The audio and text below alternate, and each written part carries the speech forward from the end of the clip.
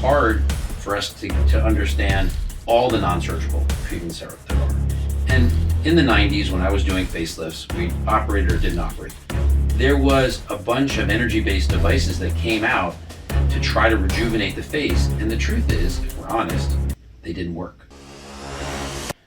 I'd like to talk a little bit today about facial rejuvenation in general, which is obviously a big part of what we both do, right? So facial rejuvenation is really the most important thing in this practice. We do a lot of other things, but facial rejuvenation is really at the center of what we do here. And so facial rejuvenation continues to become more complex, and there's more non-surgical options for facial rejuvenation, and there's certainly plenty of surgical options for facial rejuvenation. So I was hoping that we could talk about what's important now in 2022 as far as facial rejuvenation in general, and the non-surgical as well as the surgical. So I know that you're an expert in the non-surgical, so give me your thoughts on non-surgical rejuvenation in 2022. Right.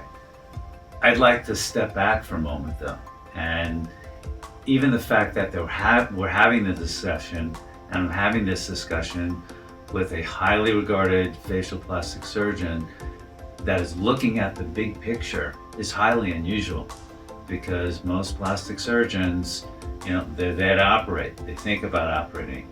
Everything, in their mind involves a scalpel, because that's what they love to do. And I'm sitting with an individual who is incredibly gifted as a plastic surgeon, technically gifted beyond what we see in the field today, but also someone that is clearly passionate. He's passionate about the field, he's passionate about his patients, he's passionate about his family. And that comes through. And just the very fact of how you just presented that gives me chills, because that is not the typical conversation that I have with plastic surgeons. They tend to have big egos, they tend to be fairly myopic, in what they think about. So it gives me chills that we're having a conversation today, and really how you started it, about rejuvenation, which involves not only surgery, but non-surgery. Because there are patients that, surgery is what they want. And there are patients that want surgery, but they may not be ready for surgery.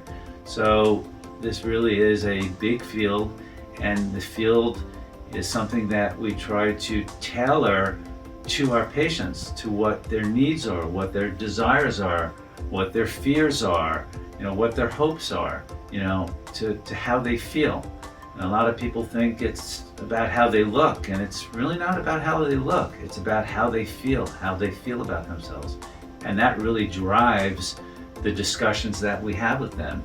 And, we feel together, and I'm speaking for you as well, that we really are partnering with our patients to help them along a pathway that they really are going to feel better about themselves. So I just, I can't tell you how good it feels to be starting off in that way, rather than my expectation would be, all right, let's talk about what the surgical options are today. That would be the typical conversation we have. And that's why patients, they come out of a consult with you and they just feel really good about themselves. They may not even be ready for surgery, but they say, if I am going to have surgery, I know who I want to have it with. And I think it's one of your unique qualities, and it's what's made you so successful through the years. And it's one of the things that really gives me so much pleasure to work with you. So now that your head is bigger and you're going to need a new hat size, but this all comes from the heart. What did you bring up again? What did you want to talk about? I want to talk about facial rejuvenation. Oh, okay. So thank you very much for that. And so when you get older, you appreciate where you fall in the continuum of medicine. So we're two very busy clinicians doing, I think, very important work, and I think we're doing it at the highest level, but we're at one moment in time. And so if you're really going to be good at something, you have to appreciate where you are as a provider, as a doctor, and you need to understand what came before, and you have to have an idea what's coming after. Right. So when I look back on my experience with facial rejuvenation, so I was a med student at Yale in the 90s, and I went to the University of Michigan in 93 to start my practice, my career, my training. And so I was taught to do facial rejuvenation surgery. And so I learned how to do facelifts, I learned how to do eyelid surgery, I learned how to do brow lifts. And the only non-surgical treatment that was really available to me that we used consistently was laser resurfacing.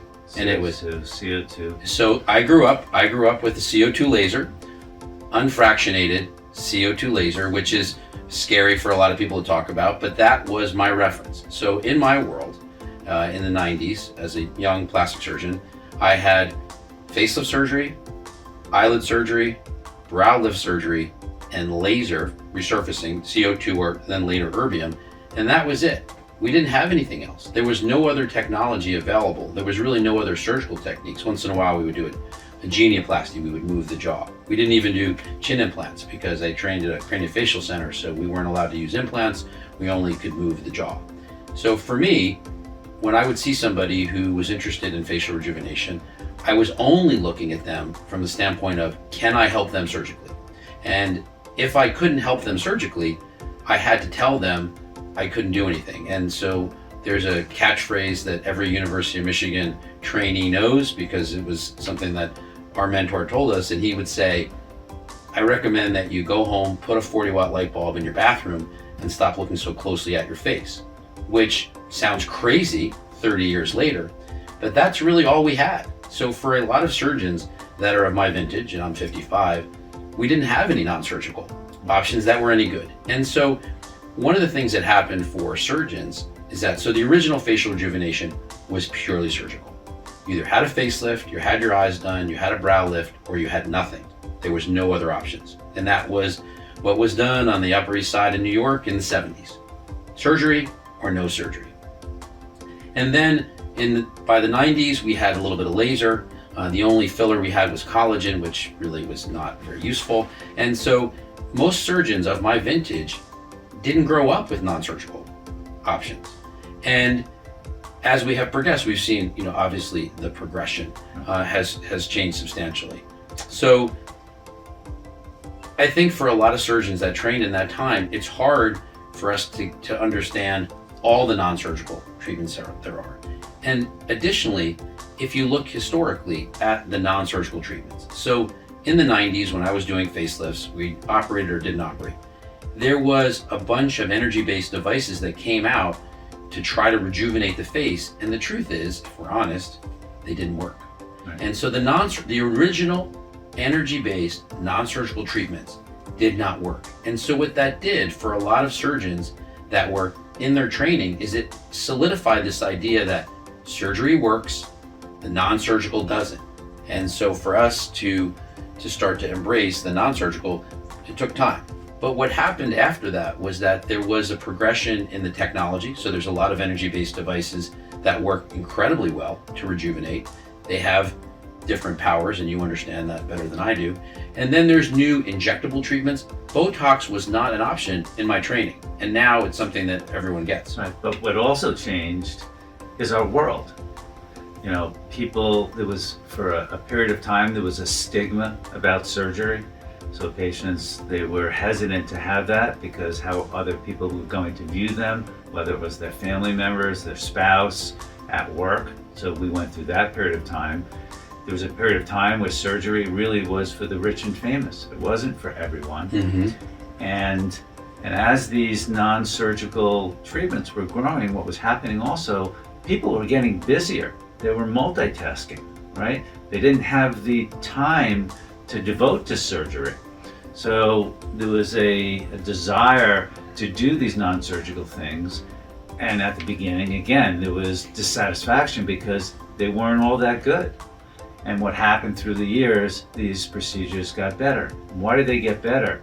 Because of R&D, because of all the manufacturers that saw the potential revenue and financial success if they invested in the development of these procedures, because the appetite was there. And many years later, the appetite for these non-surgical things, is insatiable. There can't be enough of these things. Now, does that mean that these non-surgical treatments are right for everyone? And the answer is no. Okay, we have to look at each patient And there may be one patient where surgery is absolutely not indicated. There was an idea that people would come to us and then we would quote unquote fix them. You know, we would do a facelift, we would do their eyes, and then they would be better and we would release them into the world. And there was no maintenance, there was no talk about what needed to be done. But if you think about it, we continue to age. So people always say, one of the questions that I get all the time is, how long does a facelift last? Which is a great question. And my answer is usually, it really has to do with your tolerance for aging, because everybody's tolerance for aging is different. There are some people that will come to you and they may be 70 years old and they may have had nothing done. And they're there because they really don't like their neck now, or they have really heavy jowls. But it didn't bother them so much when they were 55 or even in their 40s. And then you can have some patients that come in their 40s or early 50s, and they were attractive people, and the slightest little bit of aging or little lines, and they want it addressed. So when do you need a facelift? People ask, is really when there's enough aging in your face to justify the surgery and it bothers you enough. So I think early on it was surgery was it, and there was no non-surgical treatments. And then there were people that thought, well, we don't need surgery, we're going to just do the non-surgical treatments. We're just going to do energy-based devices, we're going to inject. And really where we are in 2022 is, if we're doing it right, and we do it right, is that we need the synergy of these things. So I don't look at the non-surgical treatments as something that takes away from what I do. It actually makes my job easier.